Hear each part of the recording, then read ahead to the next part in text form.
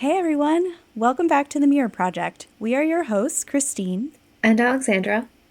and today we're tapping into some big sister energy, which, if you've been listening for a while, you know Alexandra and I like to bring to this podcast. But this episode in particular hits a little different for me. I came across a reel recently that stopped me in my tracks. It said, "This one's for the eldest daughters.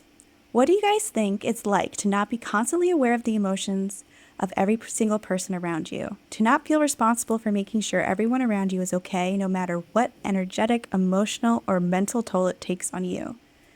And wow, did that hit home. Got me thinking about how much of that big sister role I've carried into my friendships, the way I approach relationships, the responsibility I feel, and how different my experience has been compared to, say, my sisters or even Alexandra, who grew up as an only child. So today, we're diving into that. How does birth order shape the way we make and maintain friendships? How do we carry those early family dynamics into our social lives? And more importantly, can we rewrite those patterns? Can we learn to show up in friendships differently without bringing every past version of ourselves with us? This conversation is a personal one, but I have a feeling a lot of you will relate. So let's get into it.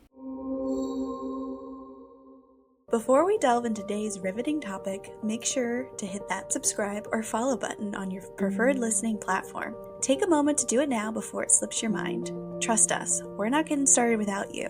Let's make this journey together. Well, Christine, that's such an Yes. interesting video that you ran across and shared.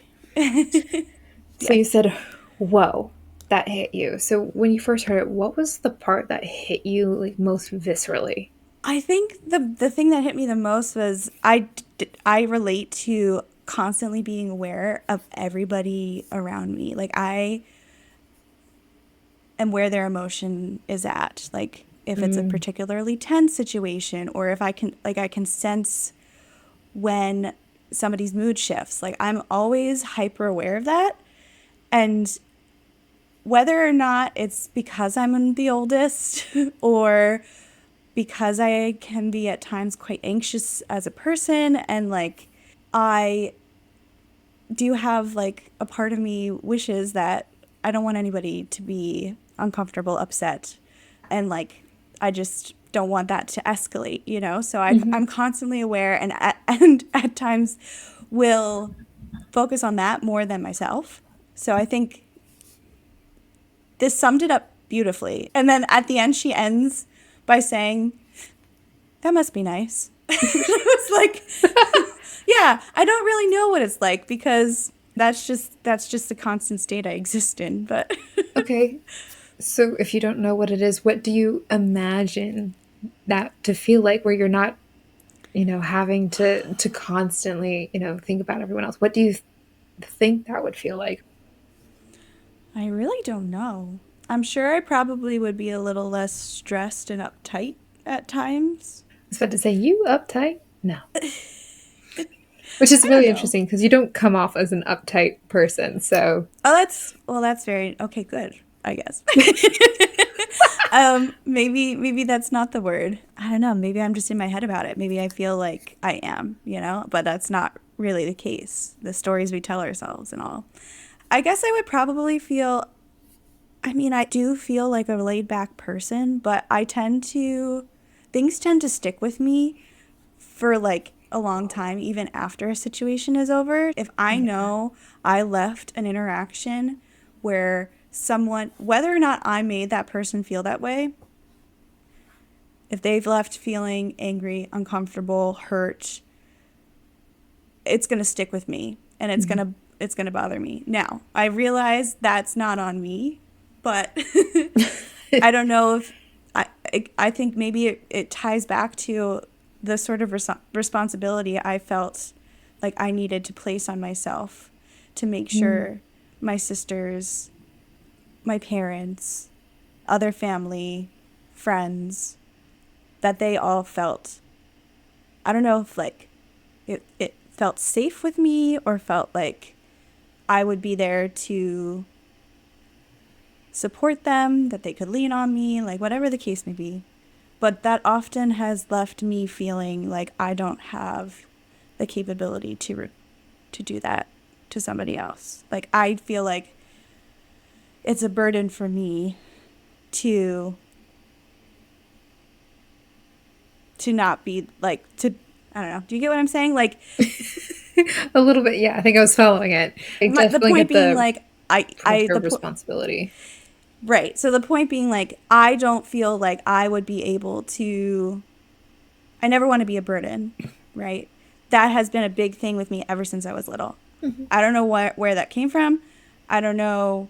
I don't think anyone like said those words to me at any point in my life, but I think just based on expectations perhaps, or like my role as an older sister, as the oldest, I just sort of then piled on top of that my own stuff. So then I in turn don't feel like I can lean on, like, it's hard for me to be able to let myself be exposed, lean on someone, Mm-hmm. be the quote unquote, I feel like burden, like, isn't the, I guess for lack of a better word, yeah, burden. I don't want to, but I know that that's not the case, especially when I'm with people who really who truly love and care about me.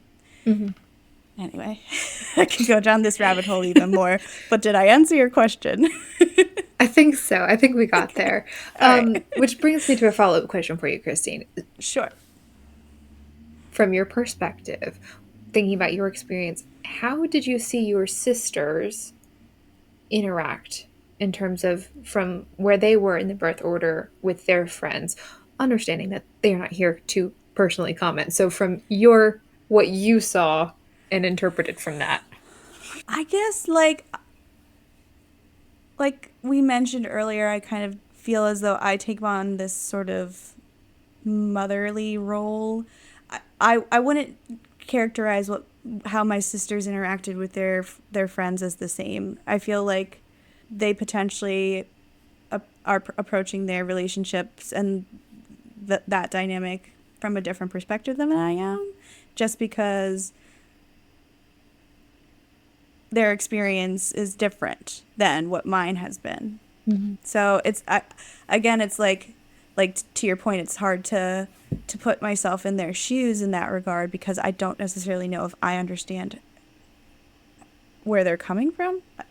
It's not something we've really had a chance to talk about. So it would be interesting to sort of get their take on it. If this is even something that's crossed their mind, maybe it's like, maybe this hasn't even occurred to them, but it occurred to me because I feel like we've had at least 2 episodes now where we sort of dug in and talked about navigating friendships, knowing when to let certain relationships go. I feel like this is an interesting direction to take the conversation, because at least for myself, it has been so informative to how I approach all of my relationships, Mm-hmm. if that makes sense. Yeah, So, I agree. yeah. It's kind of a more natural like evolution of the conversation of like when we talk about okay, letting friendships go or seeking out new friendships, then it turns like self-reflective and going, what role do I play? So, Yeah. I think maybe as a result of where I'm coming from, it sometimes takes me longer to let go of something because I want mm, to try and do everything I possibly can to make something work. Because those foundational relationships of your family, your siblings, your parents, I was always taught they're the ones that are with you. They will be with you always. So it's important to cultivate and grow these relationships and invest in them. And I really took that to heart. It's something that has been very important to me and instrumental to me. My mom always expressed how much she wanted my sisters and I to have a strong relationship, so that, one day when our parents are no longer with us, we have each other no matter what. mm, And it's been a bumpy ride. It hasn't always been easy. My sisters and I are three very strong, independent women who are at times stubborn and see things their way, but through it all, we've really have a deep love and respect for each other. So I'm really proud of the relationships that we have built in our adult years. I will say, like, this is probably the closest we've ever been in our lives. And I Mm-hmm. think that a lot has to do with when you're growing up, everyone's at a different stage in their life. So, Mm-hmm. Yeah. And I think you talked about that one of the last two episodes where like it is easier to make friends and relationships with people who are in similar stages of life. And the yeah. fact that all three of you are now out of college and all working, that is a similar stage Mm-hmm. of life. No matter where you are on that path, you now are all, Right. you That's have one a good sibling point. still in high school, one in college, and then you're out. So So, thank you so much, Alexandra, for listening to me babble on for the last however many minutes. But I'd love to ask you now, can you sort of give us some insight into how this has impacted you establishing friendships? sure. Have you, did that make the process feel more intentional for you? Give us an idea of what, because being an only child is so foreign to me. I've never experienced it. So I'm very fascinated. Well, I think in some ways, I remember points of growing up where I wished I had a sibling, and in some ways having that kind of like built-in friend. Mm, Um, Looking back, I don't know that I would say that I was super intentional when I was little about making friends because I sure. was an only child. I will say that there were a couple of key relationships kind of throughout my childhood, more like one-on-one friendships who became really important, even if it was for a period in my life. And most of those people are not currently in my life right now.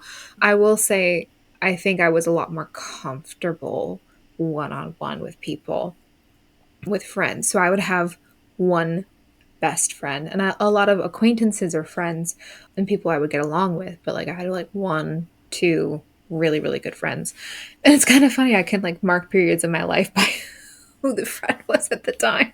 Sure. And, and it was interesting what you said earlier. You had talked about kind of feeling like the mom of the group, the responsible one. I will say, I think as an only child, I did feel a little out like of the normal stuff, so I kind of felt like I blazed my own path in some ways. And what you said about holding on to relationships, and I think that's what I did. I was like, okay, this doesn't necessarily come super easy to me, um having large groups of friends. And I think that's also just personality wise, I do better Mm, with like a small handful of really close friendships, and then a lot of people I know really well, kind of like an ambivert. Like I have extroverted yeah. moments, but then introverted moments. Mm-hmm. I do kind of hold on to things about relationships, friendships that have, I don't say failed, but like fallen by the wayside for one thing or another. We grow apart, we're in different stages of lives. I'll hold on, and even people who are not friends, who are barely acquaintances, I'll hold on to. Like I think I mentioned there was something that happened in second grade, and that was something I held on to for a very, very long time. And I'll say that like only the past year that I really kind of was finally able to let some of that go. And I'm like, why do I hold on to this? But I think it was I'm like, did I not do something? What Mm, could I have done to make that relationship better? And I think maybe some of that, like, only childless stuff, that I feel so much responsibility for making a friendship work. Because I mm, think, I'm trying to think of my friends. I think now I have more friends who are of siblings, older siblings. When I think when I was younger, they were like the younger siblings or the middle siblings of different other families. And I think I've mentioned I lived in a city that was not the same city that I went to school in because I went to private school. So there was always not so much easy time of like, hey, let me go back to the neighborhood and like here are my neighborhood friends. We also lived sure. in neighborhoods that didn't have a whole lot of kids. So Mm-hmm. very independent from a very young age. So I will say that I think being an only child and my personality, it was easier to make friends one on one. And what you said, the quote kind of hit me because even though I'm not like a big sister, a lot of people would come and like share their emotions with me and tell me stories, and like they would leave Mm, feeling wonderful, and I'm sitting there going, yeah. I don't know what to do with What do this I do now. with this? Yeah. But I'm so glad you feel better. Sure. And then it Exactly. kind of felt like I took on a caretaker role of Mm, a, so not necessarily a mother role, but like a caretaker role for other people's well-being in a friendship. So yeah, I will say that's kind of what it was. And then I've had some really close friends who have become sisters. I mean, I talk about my sister on the podcast, and Semi's one of those people. You're one of those people. who I consider sibling, and longtime friend Geneva. So those are the people. Sure. I was thinking as you were talking about how you sort of, your relationships thrived on a one-on-one sort of interaction. I definitely relate to that as well. I sort of always like envied. There was one girl in high school. She was an only child, but she was that person out, like stereotypical extrovert, friends with everyone, really bubbly, just sort of like bounced from group to group.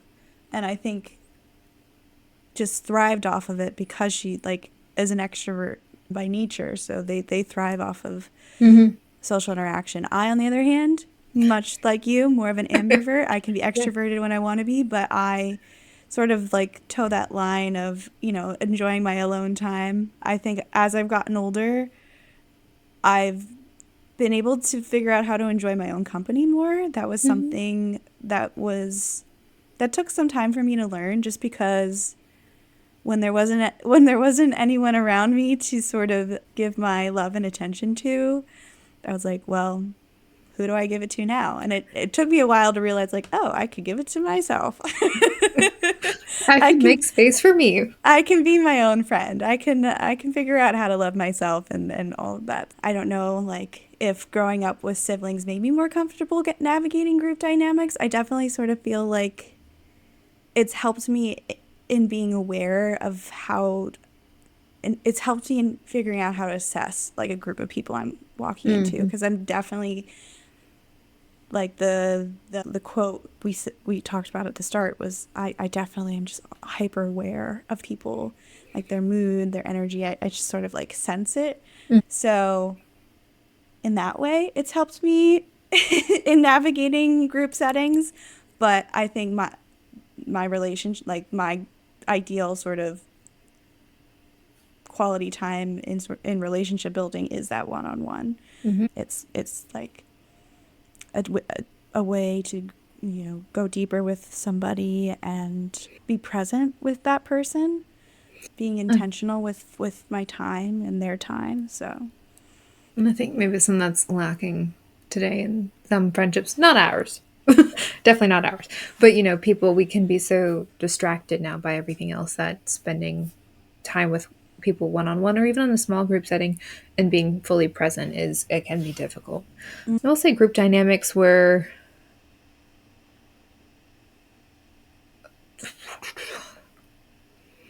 not awkward. I think moments could be a little bit overwhelming having being a more naturally inclined introvert. Um, where it was like, particularly if it's really really loud and a lot of people, then I'm like, oh my gosh, okay. And then I start to gravitate towards like some people. If I've heard them talk about something and I don't know them, I'll like, oh, like that person's interesting, let me talk to them. Or some people who have just a chiller energy and vibe, I'm like, okay,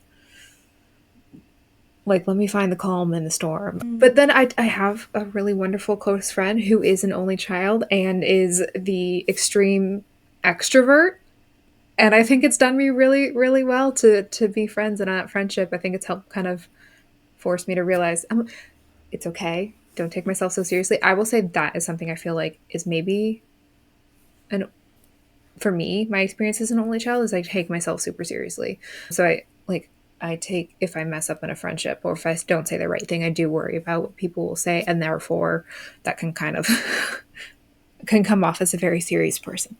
mm-hmm. And then people are like, "Oh, Sure. you need to lighten up," and I'm like, "Don't love that." And I'm like, I do lighten up with the people I feel comfortable with. Yeah. So Yeah. Yeah. taking time to It's find the right group too. I think as an only child, I kind of just tripped into some groups feeling like, oh, I should be more social. Like I should expand my friendship. I should have a larger network of people. And it's taken me some time to realize it's like, I think tapping into that, my experience and, you know, tendencies and stuff to find the best group of people for me. sure. Absolutely. Did that answer your question? Yeah. Definitely. Sorry, my furnace is coming alive, so it's making noises. That's why I keep looking over there. So, Christine, Yes.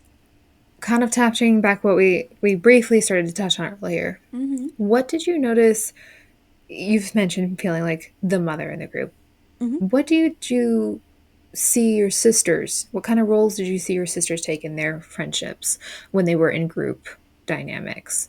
There was sort of this carefree, they weren't necessarily worried about, this was my perception of it, like it didn't seem like they were worried too much about like those around them. They just felt very comfortable being who they were and they were happy to express what they were feeling and how they were feeling in a way that I never, like, if I think about it, really would feel comfortable doing. So there was that carefree sort of like ease they would bring in the social interactions that I saw them with. Super playful, like, so I'm trying to think if there was anything else. I they didn't really I feel like they didn't really struggle with boundaries or anything like that. But I never really asked them how, like, when they enter an interaction, if they're focused on how everybody else is feeling around them. Like, I think everybody can. There's a level that everybody has innately that they can sort of sense people's moods, but I don't know if it's necessarily something that would inform how they would behave in that interaction. I would be very focused on like, okay, what's going on? How can I fix it? How can I help? What do you need? They might just sort of like ignore it or or not necessarily address it. So yeah, I Would guess you say those were things I kind of would infer from interactions they would have. from your observations of some of the more carefree, what you see as carefree, whether or not they experience it that way, do you Mm-hmm. ever, do you now, or have you ever felt a little bit of resentment for how much responsibility you feel in terms of your role in friendships and, as you've mentioned, monitoring Yeah, everyone I else's think feelings? I think there have been times where I've sort of have felt resentment, maybe not necessarily targeted at any one particular person, but like I would resent the fact that I felt like this is my responsibility. Why was I the one who always had to like be mindful of Mhm. other people's feelings and emotions? Why was that never taken into account for me? And whether or not, like, not to say that that was how I was made to feel, but to my point of mentioned earlier of like that foundation that was set, and then all of the things I piled on top of it, Mhm. that was on me. So I was maybe resenting myself in a way. Like maybe I put myself in this position. I don't know. This is like something I would love to dig more into. Maybe I need, be a good thing to talk about in therapy, perhaps. I don't know. Christine knows I've been angling for an episode where we talk about therapy and the journey of therapy. So I feel like this Yes, is a great endorsement, Christine, for that episode. for sure. I think it this is this is an area of that is just, begging to be explored because it's so foundational to who I am as a person. Mhm. I would I mean, I don't necessarily feel resentment all the time, but there are times that Of course. I feel like, why am I the one that has to be the responsible one? And I You don't kind of know. want to enter a situation and be the carefree, just like doesn't matter what anyone else thinks or feels. Here I Yeah, am. This is how I'm exactly. showing up. Mm-hmm. Mm-hmm.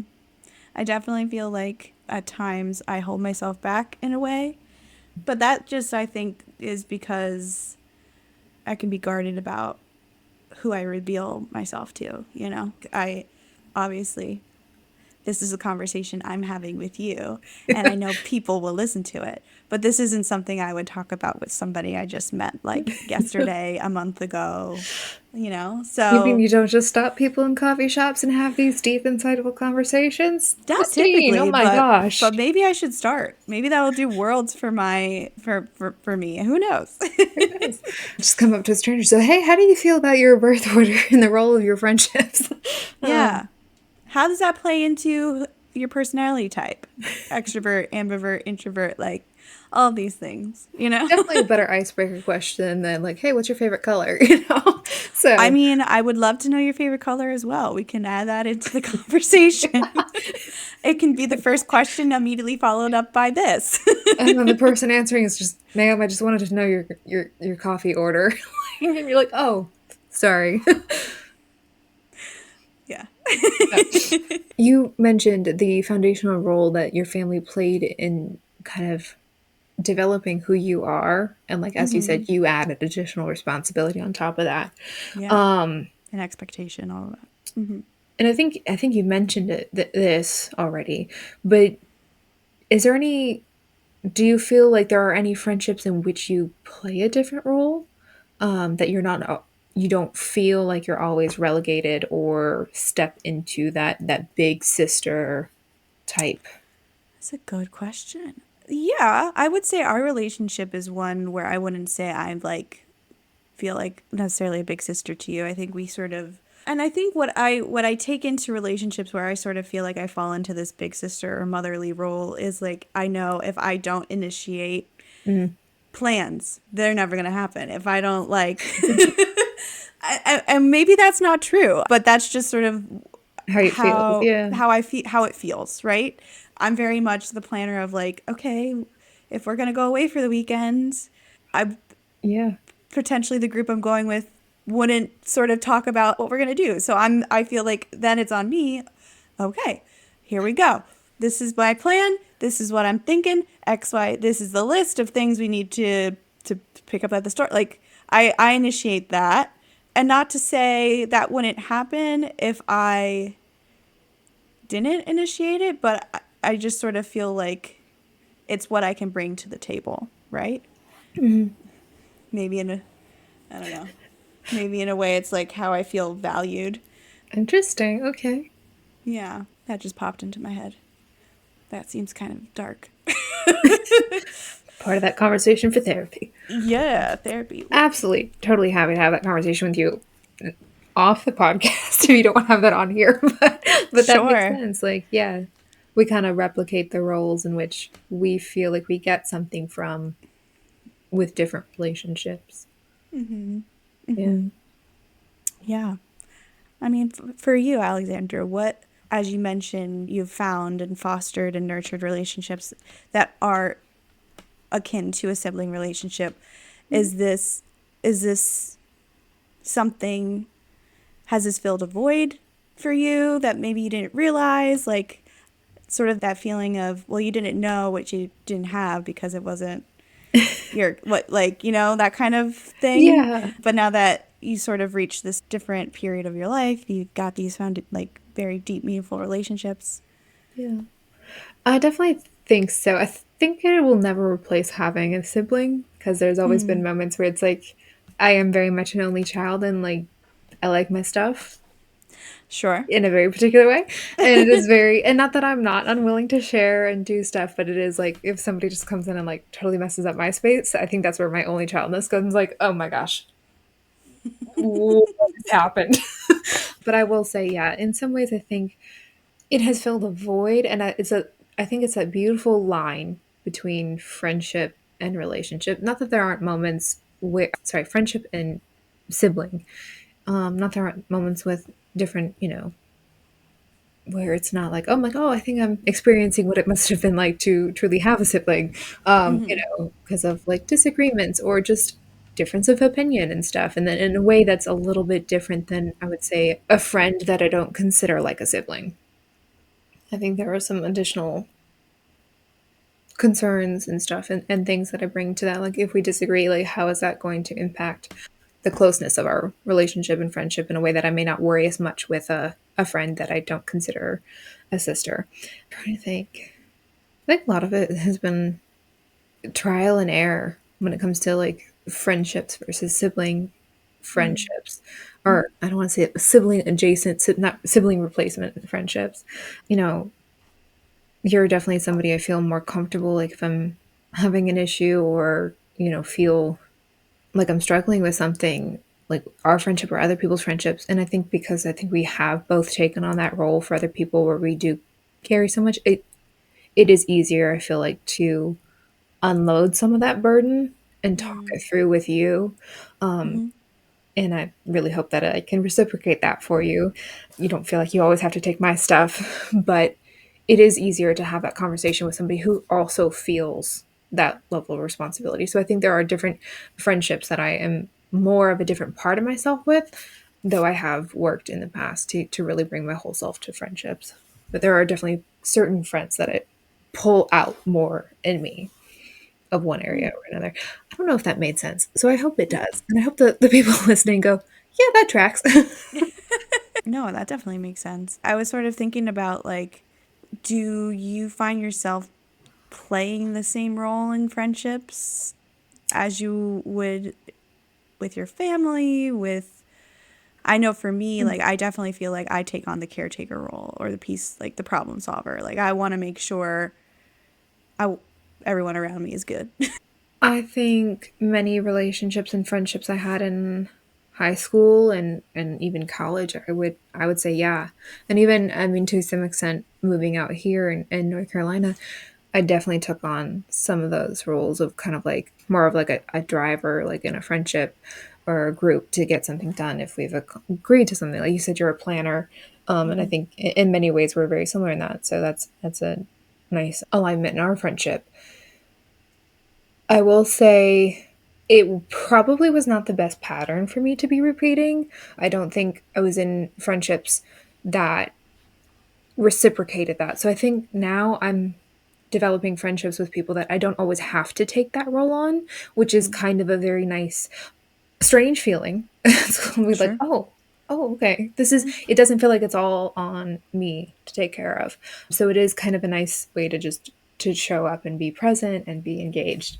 So I would like to say that yes, I have in the past seen just take on that same role, and now saying, okay, hey, maybe it's time to try on a different role and see how Yeah. this fits tries on for that size. A little bit of a Yeah. Goldilocks moment there. Definitely. Since graduating and entering the workforce, I'm surrounded by people who are at different stages of life. So I've definitely have found myself being the youngest or one of the youngest people in a work setting or Mhm. so I sort of as those relationships grow from, an acquaintance to a working relationship to a friendship, I don't necessarily feel the same responsibilities or it's an interesting position to be in, having been, you know, the oldest sibling, the motherly figure in friendships, to now be in a situation where I'm the youngest and people are looking like it's weird. I don't know how to be anything different than I am, but and sometimes I've resented that too. I'm like, well, just because I'm the youngest doesn't Oh yeah. like it's weird. It's hard to Yeah. describe. As much as you want to break out of that role, Yeah. it's like when you're in that a different role where like you are the youngest, you're like, wait a second, now I'm not happy with with what Yeah, comes with this being written expectation. off. Yeah, like being written off for, oh, you're young. Like, well, you know, Yeah, but I've had I may be the experiences youngest in here, life. but I've been the oldest my whole life. So it's interesting and it's something I have never really dug deeper on. More to look at later. Craving more of our company? Join the fun over on Instagram, TikTok, and YouTube at Mirror Project Pod. Dive deeper into our world and engage with us on a whole new level. Don't miss out on the excitement. All right. So, where do we go from here? That's a great Can question. how can we separate past experience from how we approach friendships now? I think is a good question to lead us into the second part of the conversation. Mhm. Can we actually start fresh? Or do our past experiences always sneak in? What do you think? I would totally love to be like, oh, absolutely, 100% we do start fresh.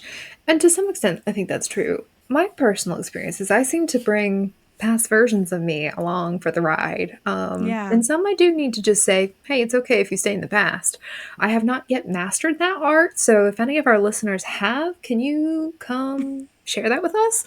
How do you let that go? Yeah. Before the episode, when we were kind of preparing to start the episode, Christina and I had a conversation about like very good. Like once somebody's like tripped all over my boundaries and I finally hit my breaking point, like I can very much firmly cut somebody from my life and be like, and that's the last time you can do that, but bye. But up until Mm. that point, bringing my past experiences to present situations, I have not been the best at. It's something I'm definitely trying to work at. So, like particularly the insecure parts, the moments that I obsess about that I felt like I did something wrong and bringing those moments forward. But Christine, what do you feel? Do you feel like you're always bringing past yous with you or?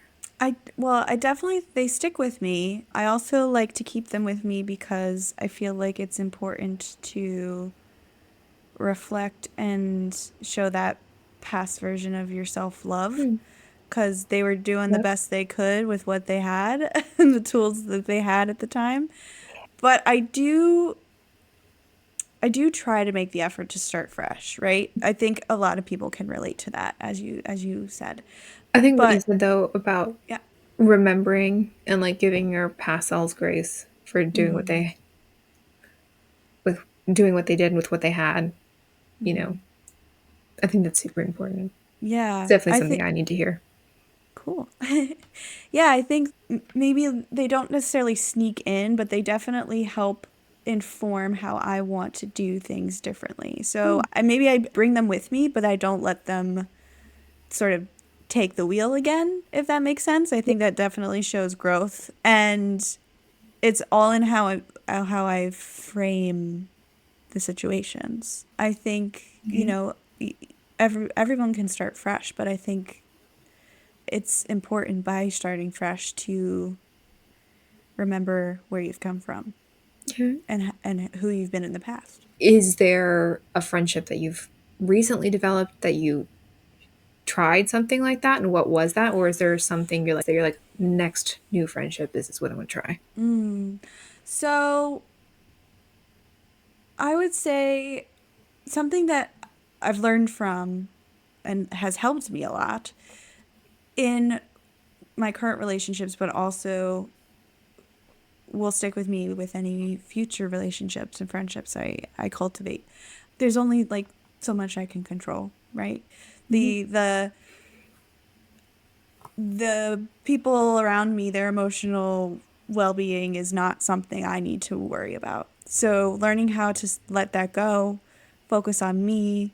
Obviously, I'm still a very empathetic person, but I've definitely have learned that it's not my responsibility to make sure someone else is okay. I can only do that for myself, Mhm. if that makes sense. Yeah. So that's something that I keep with me in the back of my mind when someone I care about is going through it, realizing like they just need someone to listen. They don't want like it's not on me to try and fix their problems. Whether I mean I'm happy to offer up advice or a different perspective on something, but if they just want a kind ear, I'm happy to be that. Hmm. So that's definitely sort of been the biggest lesson I've learned as I've gotten older. And I've learned to not let it stick with me. Like sometimes it's hard to shake things off, Hmm. but when somebody sort of unloads on you, it's not something I don't try and like carry that for them. Okay, they've unloaded it. I don't need to carry that load. No one needs to. It can just be like Yeah. released. Just put it out there. No one needs to pick it up. Yeah, exactly. So those Okay. I guess would be the two things coming to mind now. But what about you? What have you learned recently? I'm flipping the question back on you about yourself, about, recent relationships, current ones. What stuck out to you? I like what you said about not having to be responsible for other people's emotions and stuff in the sense of like if somebody's just unloading, they're just unloading it and it's not your or my responsibility to help them fix it. which I think is sometimes the role, like as I said, like a caretaker, like a fix it role for people. So that's something I'm definitely learning to just go, hey, we're having a conversation. I Until somebody says, Alexandra, I need your help. I want your help solving this. Can you help? I don't need to I don't need Insert to jump yourself. in and problem solve for them. Y- So that's definitely something I need to take on. And then I think the other thing is something my mom's been trying to to impart to me since I was a kid was I don't have to be friends with everyone, which it Mm. sounds weird. And probably you're people like, yeah, Alexandra, no duh. And I'm just like, yeah, it's actually not that obvious to me. So I think there's a good example of like I was hanging out with some people and I definitely gravitate towards one of those newer friendships more than the other one. And it's like, okay, having to examine myself, why do I feel this obligation? If I want to be friends with one, that I have to be friends with both, and even if it doesn't feel aligned. So I think that's a cycle I need to Mm. change, not just accepting and putting energy into everything and everyone is really kind of focusing because I do seem to do better with I have more meaningful connections with people, the ones that I choose and feel like I resonate with versus when I just try and force myself outside of to put myself out there and make more friends. It seems like I feel like I get lost and then I'm doing a lot more to please other people. So I think that's where I can see a pattern reemerge is like, oh, okay. If I fall into the habit of like, I should be everyone's friend, so I do this, Mm. that's where I'm starting to see something. I'm like, okay, maybe I don't need to. So, Something that just popped up for me too as you were sharing was it's okay that people feel uncomfortable.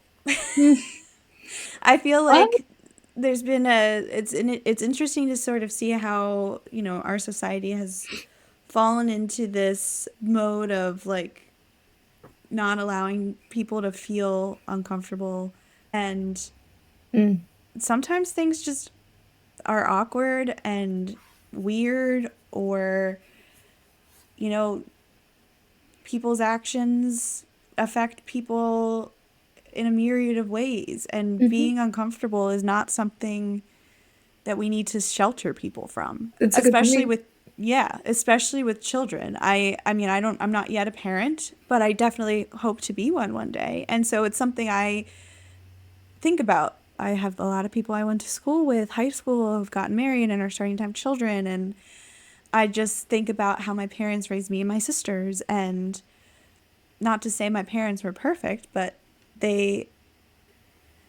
learned a lot from how their parents handled things, and I've definitely learned a lot from how my parents handle things. But this idea of like not allowing kids to feel uncomfortable, to be upset, Mm. to go through hardship is really doing a disservice. Right, because there will be many experiences in life when you're out in the workforce, or even later Yeah. in life, where if you come to a moment and it's just like suddenly, oh, this is hard, this is uncomfortable, I don't know how to handle it, then it's like, yeah, we've stunted Right, right. It's like we people. need kids to know what it's like to lose or to fail or to fall down. That's what builds character. That's Hmm. what teaches them resilience, to not give up at the first sign of things not going their way. So that's another thing as well for me in my relationships, my friendships. Sometimes things is just awkward, uncomfortable, and like, but facing it head on and having a conversation about it, not shying Hmm. away from it. Like you and I, we do that. I all the time, not all the time, but we don't shy away from it, right? Yeah. Like we face things head on because you're my person and I think I'm your person, right? Like, Mhm. right? Very transparent with our audience. We had an uncomfortable conversation about the podcast and like Yeah. what we were doing, and like we just figured like, oh, something wasn't gelling right. We were just and right. It was awkward as hell. And even Mm. like, I'm not somebody who enjoys conflict, but you are absolutely right. It's not something that we as people should avoid and run from. And I'm saying conflict in that I think that's a over exaggeration of what that was. But I was like No, on the but phone and I yeah. was like, oh, I need to have a conversation with Christine. I'm sweating. I'm sweating. Oh my gosh, my kids. Right. It's like Well, you were Christine was like, having this conversation with yourself, yeah. and you didn't know how I was going to react, and like And that's true with anything, right? No one, I think, likes conflict. Maybe some people do. But if you care about somebody, you don't want to end up in that Yep. situation. But it truly, I think, benefits any relationship you have. hmm And I Friendship think we too. certainly came out with a better plan and way to Yeah. move forward. And I think we talked about this in a past episode. Like our friendship had a rocky moment and we worked through it and Mm-hmm. sat down and talked about it. And it was great. It was a lot easier. And it's almost like you said, building it up in our heads. And we don't really know how people are going to react until we have a conversation. So, it's Mm-hmm. like sometimes it starts and then it's like, oh, wow, that uncomfortable moment was still kind of uncomfortable, awkward as hell. But Mm-hmm. the more we, talk or we get into it, you're like, you start to loosen up and you're like, okay, yeah, we're going to be Yeah. fine. Like, this is just Yeah. a little bump or this is, just a conversation we need to have. And Mm-hmm. even if it's a miscommunication, I've had that with a couple coworker, the only child who's a major extrovert. And I was like, I took something in a way and I was internalizing and she comes to me, she's like, okay, I don't know what this is. We're gonna talk it out. And I was like, Mm-hmm. okay, like I'm sorry, I wasn't trying to take responsibility for my own feelings. And I'm like, but you're absolutely right. I need to get out of my way. And we talked and she's like, oh honey, I don't even care about that. And I'm sitting there, I'm like, I thought I hurt your feelings, and then I felt terrible, and I was like, oh my gosh, So whatever Yeah. it is definitely worth for friendships that are meaningful and valuable and you want to keep around. I think it is worth having those awkward and uncomfortable conversations and Mm-hmm. getting almost comfortable in that uncomfortableness with those people who particularly as like almost like a training wheels for other real world situations. Right. That was a And winding conversation. I love where that went. yeah, me too. Yeah. And I think also just one more thing to add to it is when knowing when to let stuff go, right? Mm-hmm. Stuff's going to come up. Things are going to be uncomfortable sometimes, but once you have the conversation, it's Mm-hmm. time to move forward from it. You Yep. need to let it go. And in a way you're starting fresh, right? You've resolved Yep. something and we're moving forward. That's in the past. And I think that can be something people struggle with too is letting things go. Yeah. Yeah. And it's interesting saying that on the other side, I also do see the benefit of you just kind of letting stuff go and like you said, a fresh start, learning from those experiences. I can see in those situations, I'm like, wow, this is such a benefit. And then there's other stuff that it's still hard to let go. So I think we're constantly a work in progress. Yes, indeed. And I think every iteration of a friendship and, even the loss of friendships and the gaining of new friendships, even no matter how long or short temporary, can always bring back beneficial information of how we show up in the friendships that have stayed around and how they grow and change and adapt with us. Because I think if we had the same friendship that we had back when we first met, we I don't know that we would still be friends because like we Mm-hmm. do grow and change, and I think that's Yeah. important to realize too with friends is that, you know, kind of on that journey together. I'm eager to see what others might how this is what this has brought up for other people. hmm Definitely. Do you relate to what we're talking about? Wherever you fall, whether you're the oldest or the youngest. And if you aren't the oldest, okay, I want to learn more. I'm definitely going to have a conversation with my sisters about this, get their take on it. But I would love to hear from other older daughters especially how you relate to this conversation. And for those out there who are only Yeah. childs. Other only children. Yeah. Definitely, I think we have, all very varied experiences, even within similar roles. Like Mm. every big sister is not going to have the same experience too, and so I'd love to hear from people.